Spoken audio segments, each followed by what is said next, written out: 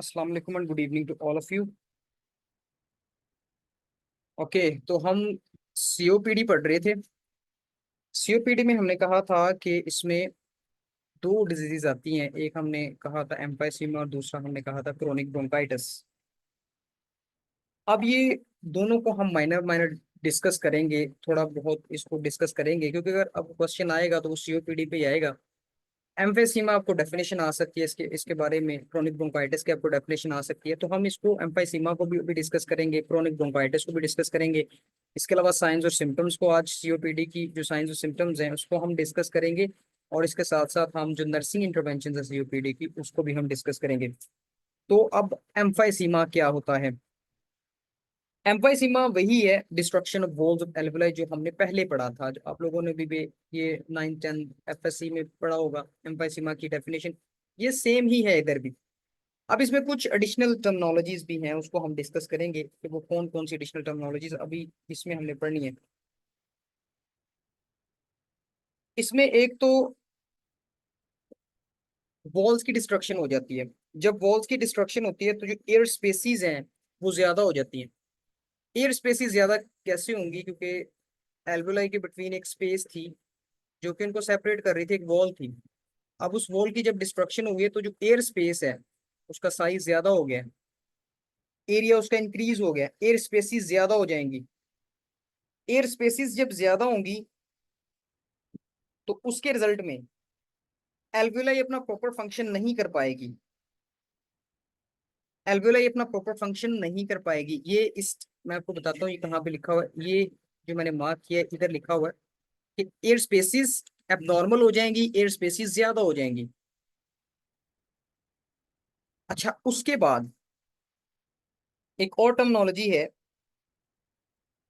कि क्योंकि air spaces ज्यादा हो गई हैं और इसके अलावा जो एल्वेओलाई हैं अब अपना प्रॉपर फंक्शन नहीं कर पा रही, तो उसके रिजल्ट में जो डेड स्पेस है वो ज्यादा हो जाती है। डेड स्पेस क्या होती है? डेड स्पेस लंग का एक ऐसा एरिया होता है जहां पे गैशियस एक्सचेंज नहीं होता। डेड स्पेस ऐसा एरिया है लंग का जहां पे गैशियस एक्सचेंज नहीं हो पाता। नॉर्मली भी ये होता है कि अगर 500 ml अगर ऑक्सीजन हम इंस्पायर करते हैं ना, 500 ml हम इंस्पायर करते हैं, उसमें से 350 ml जो ऑक्सीजन है या गैसेस का एक्सचेंज होगा 350। और जो 150 ऑक्सीजन जो हम इंस्पायर कर रहे हैं उसका कोई वो एक्सचेंज ही नहीं होती, उसको कहते हैं डेड स्पेस। तो वो ऑक्सीजन जो इंस्पायर नहीं हो रही वो 150 है, जिसको हम डेड स्पेस कह रहे हैं। तो अब क्योंकि एल्वेओली अपना प्रॉपर फंक्शन नहीं कर पा रही, जो गैसियस एक्सचेंज है नहीं हो रहा, तो उसके रिजल्ट में क्योंकि एल्वेओलाई की डिस्ट्रक्शन भी हुई है तो डेड स्पेस और ज्यादा बढ़ जाएगी, डेड स्पेस इंक्रीज हो जाएगी। ये इस जगह पे लिखा होगा डेड स्पेस, डेड स्पेस ये इंक्रीज हो जाएगी। जब डेड स्पेस इंक्रीज होगी तो उसके रिजल्ट में हाइपोक्सिया होगा। डेड स्पेस इंक्रीज होगी तो उसके रिजल्ट में फिर हाइपोक्सिया हो जाएगा। हाइपोक्सिया क्या होता है? हाइपोक्सिया होता है क्योंकि एल्वेओलाई अब डिस्ट्रक्शन हो रही है उसकी और डेड स्पेस भी बढ़ रही है, प्रॉपर जो जितनी गैसेस एक्सचेंज होना चाहिए था उतना नहीं हो पा रहा, तो उसके रिजल्ट में ब्लड में ऑक्सीजन कम जाएगी। और ब्लड में ऑक्सीजन जब कम जाती है तो उस कंडीशन को हम कहते हैं हाइपोक्सिया। हाइपोक्सिया है deficiency of oxygen in the blood, उस कंडीशन को हम कहते हैं हाइपोक्सिया। अच्छा, एक तो ये हाइपोक्सिया की कंडीशन डेवलप हो रही है, हमने एयर स्पेसिस की बात की, एयर स्पेसिस ज्यादा हो जाती हैं और उसके रिजल्ट में फिर डेड स्पेस बढ़ती है। डेड स्पेस बढ़ती है फिर हाइपोक्सीमिया को लीड करती है। और लेटर स्टेजेस में ये होता है कि कार्बन डाइऑक्साइड की भी रिटेंशन होना शुरू हो जाती है। कार्बन डाइऑक्साइड की रिटेंशन, क्योंकि हमने पढ़ा था कि इसमें होता ये है म्यूकस। हमने इसकी पैथोफिजियोलॉजी में प्रॉक्सिमल एयरवे और प्रिफरल एयरवे की बात की थी कि कैसे ऑब्स्ट्रक्शन हो रही है। तो उसके रिजल्ट में कार्बन डाइऑक्साइड वो एक्सेल नहीं होगी, बॉडी में एक्यूमुलेट होती रहेगी, तो उस कंडीशन को हम कहते हैं हाइपर कैपनिया, जब कार्बन डाइऑक्साइड का लेवल ज्यादा हो जाता है बॉडी में। और जब कार्बन डाइऑक्साइड का लेवल ज्यादा हो जाता है तो उस कंडीशन को हम रेस्पिरेटरी एसिडोसिस भी कहते हैं। ये रेस्पिरेटरी एसिडोसिस की कंडीशन डेवलप हो जाएगी कार्बन डाइऑक्साइड की रिटेंशन की वजह से। तो इसमें एम्फाइसीमा में आपने जस्ट यही चीजें अभी करनी है। आगे जो चीजें लिखी हुई है ना, पल्मोनरी हाइपरटेंशन और कोर पल्मोनेले, ये वाली जो कंडीशंस हैं ये हम मैं आपको बाद में बताऊंगा इन कंडीशन, जब हम जो कार्डियोवास्कुलर का जो चैप्टर है उसमें हम ये चीजें पढ़ेंगे, कोर पल्मोनले पूरा हम डिटेल में इसको डिस्कस करेंगे कि ये होता क्या है और क्यों डेवलप होता है। बेसिकली होता ये है कि हार्ट फेलियर के रिजल्ट में, जब हार्ट फेलियर होता है तो उसके रिजल्ट में हमारे लंग्स पे भी इफेक्ट पड़ता है। तो उसके रिजल्ट में ये कंडीशन डेवलप होती है, इसको मजीद हम डिस्कस करेंगे कार्डियोवास्कुलर में। ये इसकी कॉम्प्लिकेशंस भी हैं, ये इसकी कॉम्प्लिकेशंस हैं एम्फाइसीमा की। एम्फाइसीमा की ये कॉम्प्लिकेशंस हैं, दो कॉम्प्लिकेशंस हैं, एक कोर पल्मोनले है और दूसरा पल्मोनरी हाइपरटेंशन है। ये हो गया एम्फाइसीमा। उसके बाद एम्फाइसीमा में जस्ट आपने इतना ही करना है, इतना ही रिक्वायर्ड है। आपको अगर आएगा भी इसमें से क्वेश्चन तो वो आपसे पूछ लेगा कि एम्फाइसीमा होता क्या है और इसकी साइंस और सिम्टम्स क्या हैं। तो ये मेजर मेजर चीजें इधर हैं, वो बस यही करनी है इधर से। उसके बाद नेक्स्ट हमारे पास इसकी टाइप्स हैं, टाइप्स को हम बाद में करते हैं, मैं आपको करवाता हूँ। पहले हम डिस्कस करेंगे क्रोनिक ब्रोंकाइटिस को। क्रोनिक ब्रोंकाइटिस को हम डिस्कस करते हैं। क्रोनिक ब्रोंकाइटिस क्या चीज है? क्रोनिक क्रोनिक ब्रोंकाइटिस में ये होता है, इसका नेम क्रोनिक इसलिए है, क्रोनिक इसलिए कहते हैं कि जिसका ड्यूरेशन 3 मंथ से ज्यादा हो। तो अगर टू कंजेक्टिव ईयर्स में फॉर एटलीस्ट 3 मंथ्स अगर कफ हो और स्प्यूटम प्रोडक्शन हो, कफ भी हो स्प्यूटम प्रोडक्शन भी हो for at least 3 months in 2 conjunctive years, 2 conjunctive years में अगर 3 मंथ्स, एटलीस्ट 3 मंथ्स अगर ये दोनों सिम्टम्स हो, स्प्यूटम प्रोडक्शन भी हो, इसके अलावा कफ भी हो, तो उस कंडीशन को हम कहते हैं क्रोनिक ब्रोंकाइटिस। ये इसकी डेफिनेशन है। अच्छा, अब होगा क्या इसमें? ये तो स्टार्ट में इसकी डेफिनेशन होगी, और मैं आपको बताता हूँ इसमें आपने और क्या चीज करनी है। इसके अलावा आपने करना है कि कांस्टेंट इरिटेशन की वजह से, इसमें वो पैथोफिजियोलॉजी आ जाएगी प्रिफरल एयरवे वाली। कांस्टेंट इरिटेशन की वजह से गॉबलेट सेल्स के नंबर इंक्रीज हो जाएंगे। गॉबलेट सेल्स के नंबर इंक्रीज होंगे तो म्यूकस प्रोडक्शन ज्यादा हो जाएगी। ये वही बात इसमें हमने करनी है।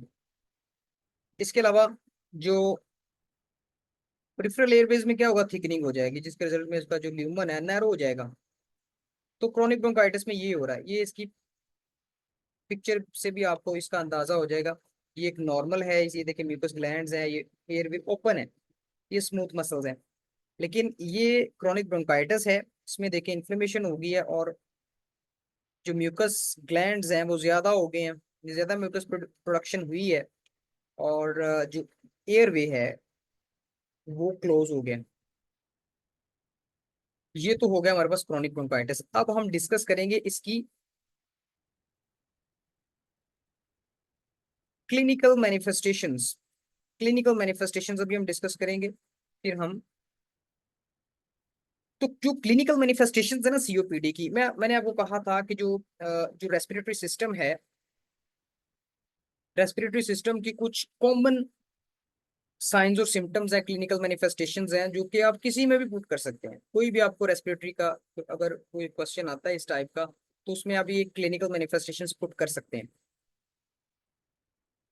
तो इसमें होता ये है, मैं आपको बताता हूँ कौन सी जनरल मैनिफेस्टेशंस है जो आप किसी भी रेस्पिरेटरी डिसऑर्डर में पुट कर सकते हैं। उसमें नंबर 1 है हमारे पास डिज्निया। डिज्निया नंबर 1 है। उसके बाद ये जनरल है। कफ भी, जितने भी रेस्पिरेटरी के डिसऑर्डर्स होते हैं ना, सब में कफ होती है, लेकिन इसमें क्रॉनिक कफ का जिक्र आपने करना है। इसमें क्रॉनिक कफ होती है जिसका ड्यूरेशन 3 मंथ से ज्यादा होगा। इसके अलावा इसमें स्प्यूटम प्रोडक्शन भी होती है। ये जनरल है, जो कि मोस्टली जो रेस्पिरेटरी की प्रॉब्लम्स है उनमें होती है। एक दो कोई चीज वेरी करती है, वो भी हम पढ़ेंगे नेक्स्ट, जैसे जैसे हम मूव करेंगे कौन से डिसऑर्डर में कौन सी चीज वेरी करती है। अब कईयों में स्प्यूटम प्रोडक्शन नहीं भी होती, तो वो हम आगे आगे डिस्कस करेंगे। लेकिन ये कुछ जनरल टर्मिनोलॉजीज हैं, जैसे कि कफ है, डिज्निया है, ये ऑलमोस्ट सब में ही होता है जितने भी रेस्पिरेटरी की प्रॉब्लम्स हैं। 3 तो ये हो गए। उसके बाद इसमें वेट लॉस होता है। ये 4 सिम्टम्स हैं, इसमें वेट लॉस होता है। 4 सिम्टम्स तो ये हो गए।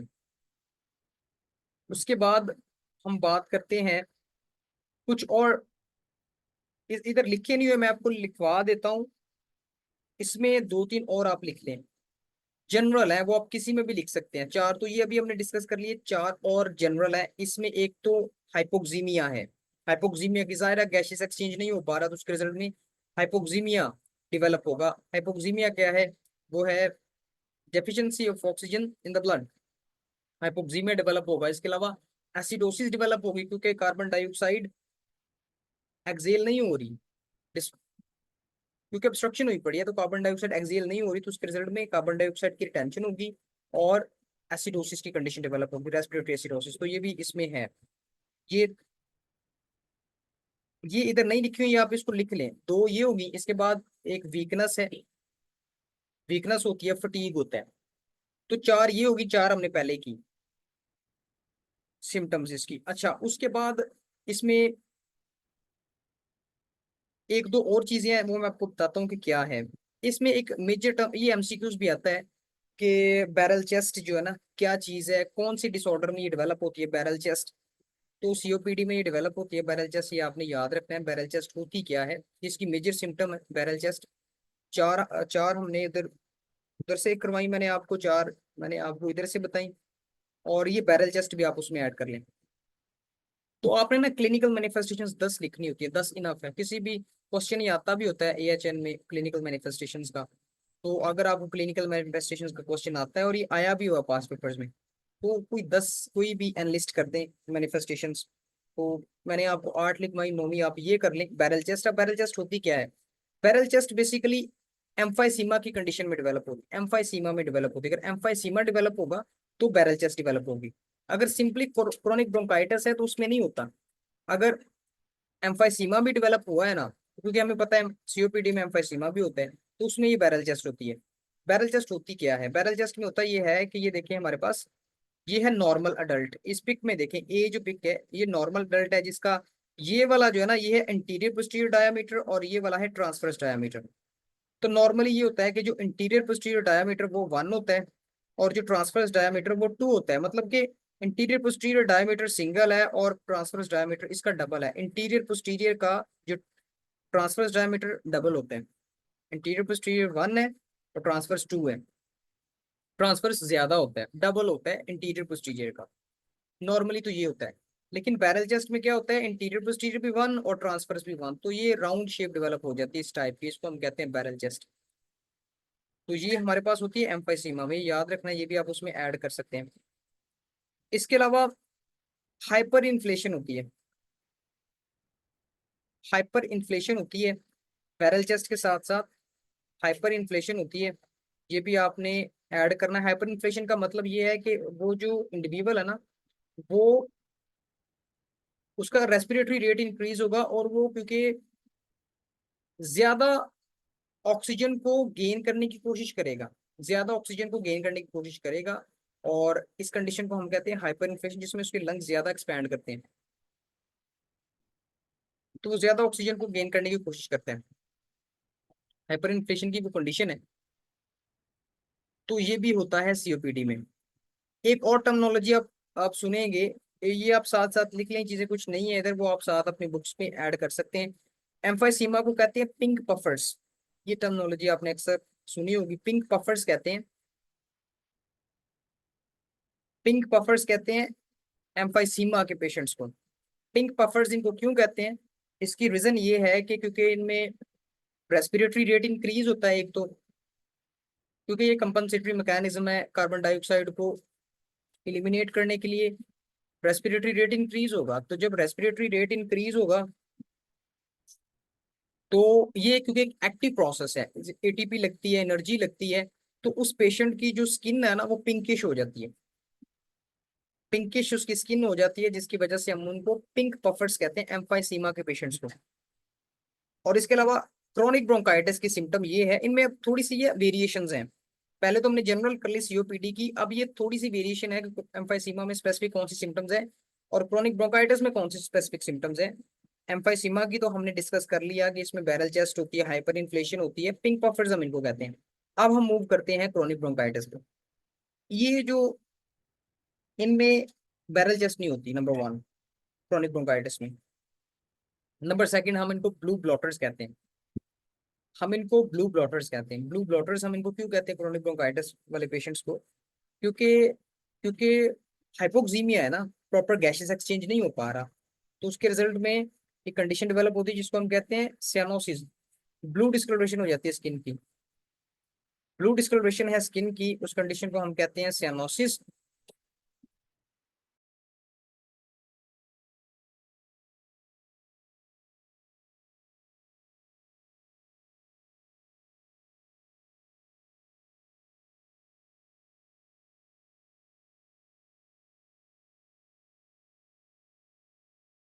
ओके, तो ब्लू ब्लॉटर्स हम कहते हैं जब प्रॉपर गैसेस एक्सचेंज नहीं हो पाता, तो जो स्किन है क्रोनिक ब्रोंकाइटिस के पेशेंट्स की वो ब्लू हो जाती है, और उसको हम सियानोसिस कहते हैं। और सियानोसिस की वजह से हम इनको ब्लू ब्लॉटर्स कहते हैं, क्योंकि उनकी स्किन ब्लू हो रही है, क्योंकि प्रॉपर गैसेस एक्सचेंज नहीं हो पा रहा। तो ये कुछ स्पेसिफिक इनकी सिम्टम्स हैं एम्फाइसीमा की और क्रोनिक ब्रोंकाइटिस की, ये भी आपने इसको करना है अच्छे से। तो ये होगी हमारे पास साइंस और सिम्टम्स। ये आपको एनलिस्ट का क्वेश्चन आ सकता है, तो आपने एनलिस्ट करना है इसको, ये आपने अच्छे से कर लेना है। उसके बाद नेक्स्ट जो है ना, इसकी डायग्नोस्टिक क्राइटेरिया है। डायग्नोस्टिक क्राइटेरिया और असेसमेंट। अच्छा, इसका ना क्वेश्चन नहीं आता होता एएचएन में। आपको स्पेसिफिकली वो नहीं पूछेगा कि इसका डायग्नोस्टिक क्राइटेरिया बताएं या असेसमेंट क्राइटेरिया बताएं। वो कभी कभार ना सिनेरियो पूछता है, और सिनेरियो में ना ऐसे वो कहता है कि इसका डायग्नोस्टिक क्राइटेरिया क्या है, पूरा वो सिनेरियो बना के पूछता है, सिम्टम्स बताता है, और क्वेश्चन ही इस टाइप का आता है कि वो सिम्टम्स बताएगा और कहेगा कि इसमें ये कौन सी डिसऑर्डर है। तो फिर आपने बताना होता है, उसको डायग्नोज करना होता है कि कौन सा डिसऑर्डर है, और उसके अलावा फिर वो आगे पूछता है कि इसका डायग्नोस्टिक क्राइटेरिया क्या है, डायग्नोस्टिक फाइंडिंग्स क्या है। तो डायग्नोस्टिक क्राइटेरिया जो है ना, ये जितने भी रेस्पिरेटरी डिसऑर्डर्स है ना, सब में ऑलमोस्ट सिमिलर है। नंबर वन हम चेस्ट एक्सरे है। नंबर वन चेस्ट एक्सरे, उसके बाद स्पायरोमेट्री। हम स्पायरोमेट्री करवाते हैं। नंबर एक तो हम चेस्ट एक्सरे से इसको आइडेंटिफाई कर लेते हैं, उसके बाद हम स्पायरोमेट्री करवाते हैं। स्पायरोमेट्री अब क्या चीज है? स्पायरोमेट्री ना बेसिकली हम लंग्स की कैपेसिटी को देखने के लिए कि लंग्स कितने फंक्शनल हैं, या अपना प्रॉपर फंक्शन कर रहे हैं कि नहीं कर रहे, तो इसलिए हम स्पायरोमेट्री करवाते हैं। स्पायरोमेट्री में एक वो डिवाइस होती है, अक्सर आपने देखा होगा जब आपने अगर ड्यूटीज की हैं, तो एक डिवाइस होती है और उसमें बॉल्स लगे होते हैं। तो वो ना थ्री बॉल्स लगे, तो थ्री बॉल्स को उठाना होता है। जो पेशेंट थ्री बॉल्स को उठा रहा है, इसका मतलब उसकी लंग्स ठीक है, एक्सपैंड कर रहे हैं और नॉर्मल है। अगर कोई एक या सिर्फ दो उठा रहा है, इसका मतलब अभी उसको और ज्यादा, उसे जो लंग्स हैं इतने फंक्शनल नहीं है, और उसको मजीद एफर्ट की रिक्वायरमेंट या मजीद ट्रीटमेंट रिक्वायर्ड है उस पेशेंट को। तो एक तो हम स्पायरोमेट्री करवाते हैं, उसके बाद चेस्ट एक्सरे करवाते हैं। चेस्ट एक्सरे करवाते हैं, और इसके अलावा हम स्पूटम टेस्ट वगैरह भी करवाते हैं, वो डायग्नोज करने के लिए कि उसको कौन सा प्रॉब्लम है, इन्फेक्शन वगैरह कौन सा बॉडी में चल रहा है। तो ये इसके जनरल क्राइटेरिया, ये आप लिख सकते हैं। इसका कोई भी रेस्पिरेटरी का अगर आ गया, तो ये सारा रट्टा लगाने की जरूरत नहीं है, जस्ट आपने ये मेन मेन चीजें करनी है। स्पायरोमेट्री करवाएं इसमें, और इसके अलावा चेस्ट एक्सरे करवाते हैं, और इसके अलावा स्प्यूटम कल्चर। तीन हो गए डायग्नोस्टिक क्राइटेरिया। अच्छा, अब नेक्स्ट इसकी है नर्सिंग मैनेजमेंट हम करेंगे। इसके अलावा एबीजीज भी इसमें करवाते हैं, एबीजीज भी हम इसमें करवाते हैं। ये भी इसमें आपने लिखना है, एबीजीज है, स्पायरोमेट्री, चेस्ट एक्सरे है, और इसके बाद कल्चर, स्पूटम कल्चर। अच्छा, अब हमारे पास आ गया जी नेक्स्ट इसकी। इसमें और भी चीजें हैं, लेकिन अभी हम कॉम्प्लिकेशंस भी हम इसकी बाद में करेंगे। मैं आपको नेक्स्ट लेक्चर में हम इसको करेंगे कॉम्प्लिकेशंस। अभी स्पेसिफिकली हम करेंगे इसकी नर्सिंग मैनेजमेंट। जो मेडिकल मैनेजमेंट है वो भी इतनी नहीं आती होती है, एएचएन के पेपर में नर्सिंग मैनेजमेंट आती है, क्लिनिकल मैनिफेस्टेशंस आती हैं। मेडिकल मैनेजमेंट का आपको पता होना चाहिए, लेकिन ज्यादातर जो है ना, आपको नर्सिंग मैनेजमेंट का ही क्वेश्चन आता है, मेडिकल मैनेजमेंट का क्वेश्चन नहीं आता एएचएन में। तो ये जो ग्रेड्स हैं ये भी हमने करने हैं। पहले हम करेंगे इसकी नर्सिंग मैनेजमेंट। तो नर्सिंग मैनेजमेंट को ना, मैं आपकी आसानी के लिए मैंने एक डेवलप की है नेक्स्ट सेपरेटली।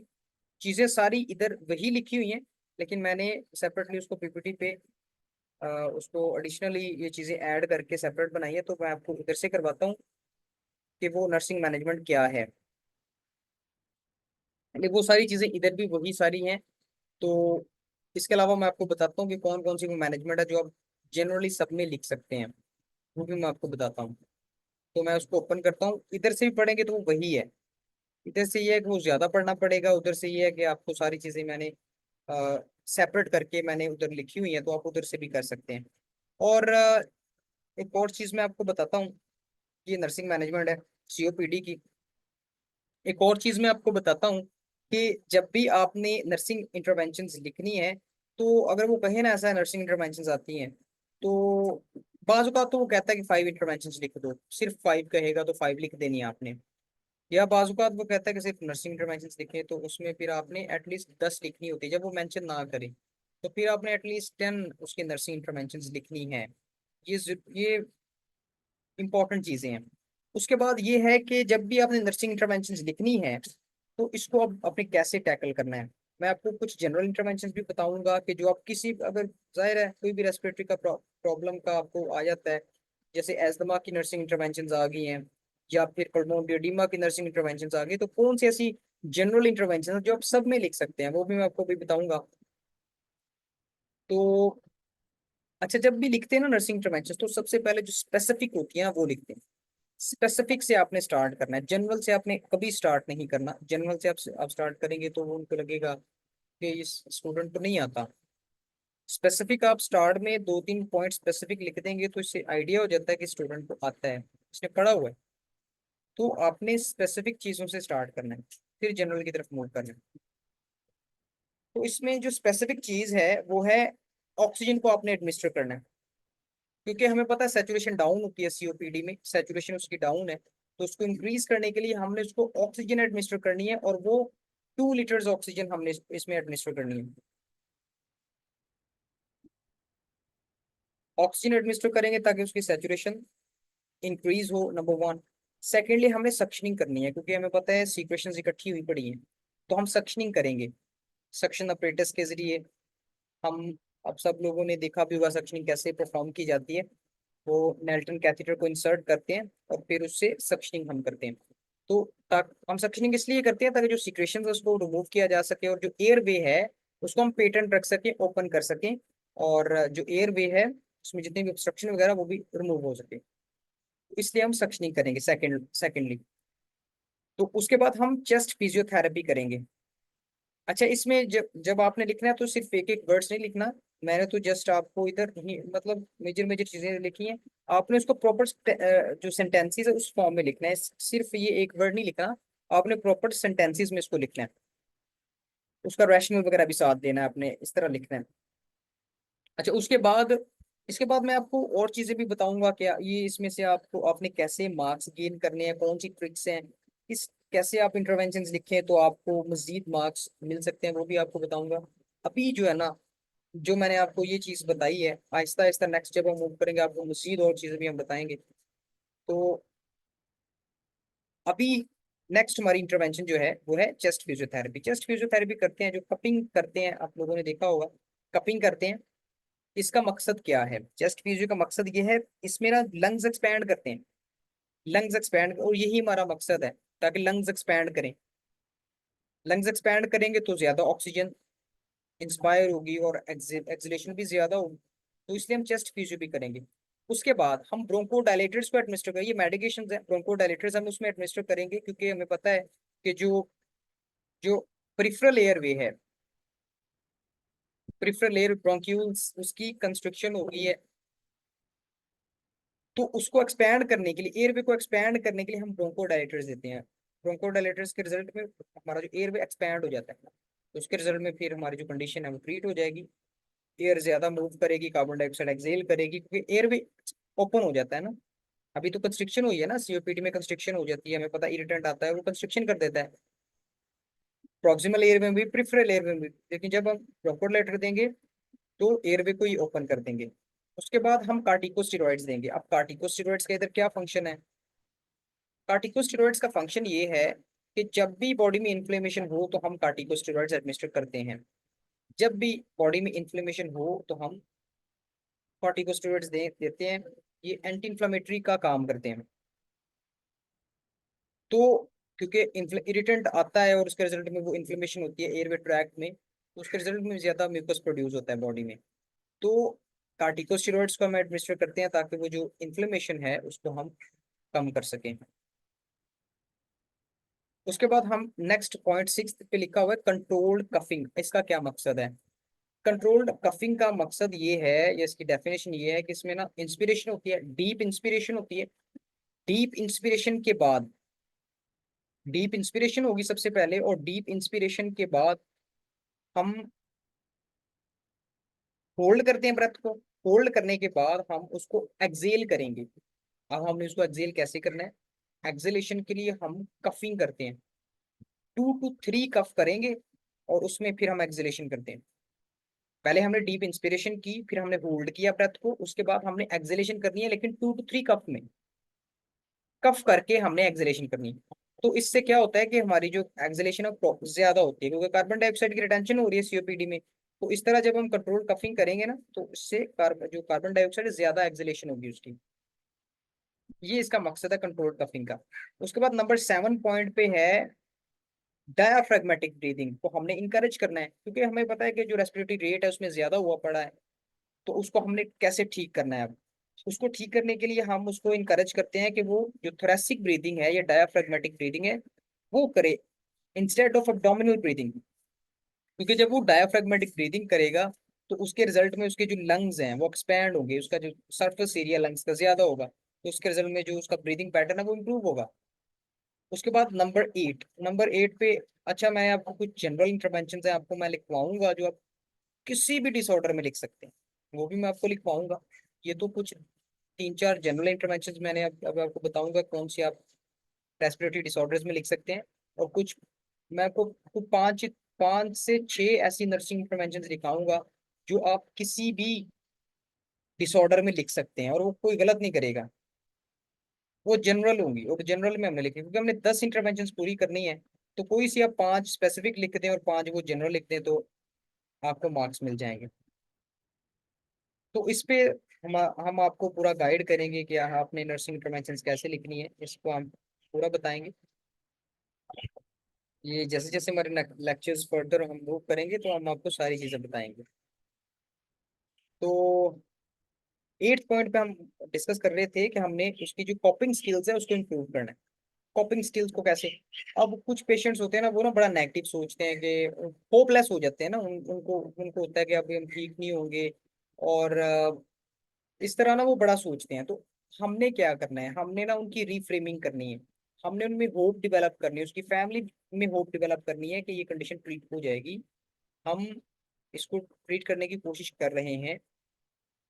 इसके अलावा वो पेशेंट बड़ा ना एंग्शियस होता है, उसकी एंग्जाइटी को हम कम करेंगे। एंग्जाइटी को रिड्यूस करने के लिए हम क्या क्या करेंगे, ये भी हम मैं आपको चीजें बताऊंगा। एंग्जाइटी को कैसे कम किया जाता है, डीप ब्रीथिंग के जरिए, इसके अलावा गाइडेड इमेजरी के जरिए, इसके अलावा मसाज के जरिए, इसके अलावा म्यूजिक था। ये सारी चीजें हैं जिसके जरिए हम एंजाइटी को कम कर सकते हैं। अच्छा, उसके बाद हमारे पास है कि हमने 9th नंबर पे जो हमारा पॉइंट है वो है कि हमने उस पेशेंट को इंस्ट्रक्ट करना है कि वो अपने एसएससी मसल्स को यूज करे। अब एसएससी मसल्स हमें पता है, आप लोगों को पता है एसएससी मसल्स हमारे कौन से हैं।